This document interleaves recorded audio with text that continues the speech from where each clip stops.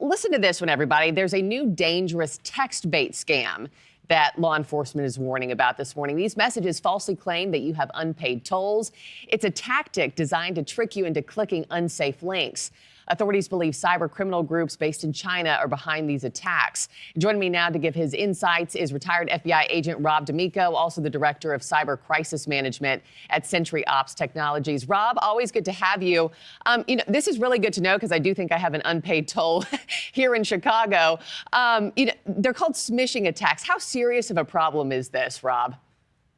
It's going to get a lot bigger. It's starting and everyone's starting to see it. But FBI and CISA warned companies and the public a few weeks ago that Chinese hackers have hacked into the U.S.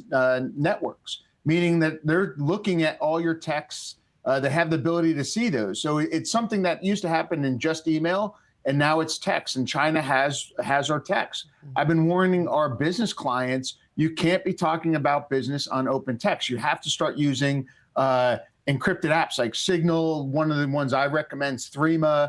WhatsApp is encrypted, but it also shares info with all your other Instagram and Facebook stuff. So I think you see that.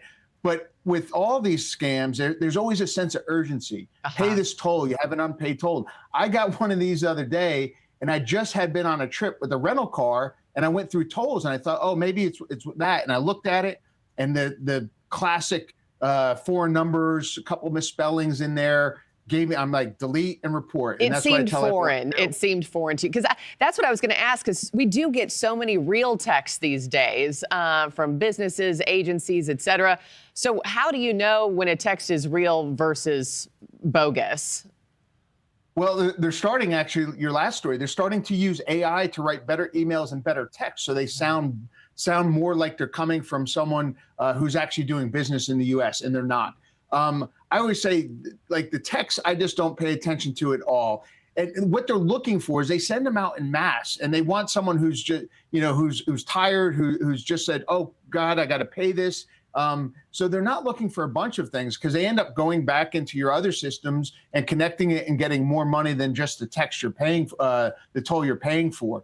But the key is to look at it. And usually I say, if you get something, if you have SunPass or EasyPass, go to that actual website and see if you have something. If you get something from Hertz Rental Car, you have a toll, go to Hertz site. Never hit the link that they send you. Go to the known website that you can deal with. Yeah, just go straight to the source. I know older customers also very vulnerable to this as well. For those who follow through with, you put in your information, okay, I sent in my $50 for this toll, and then the red flags start to go off. What's the first move to protect ourselves after we've hit send, Rob? Whatever account you link to it, go to your bank and delete that account. Like, hopefully you didn't put the bank info, but if you did, you got to call your bank and tell them about the fraud, so they can either lock down your debit card, your credit card, or whatever information you put in there. Most of the country's information has been put out there, addresses and phone numbers.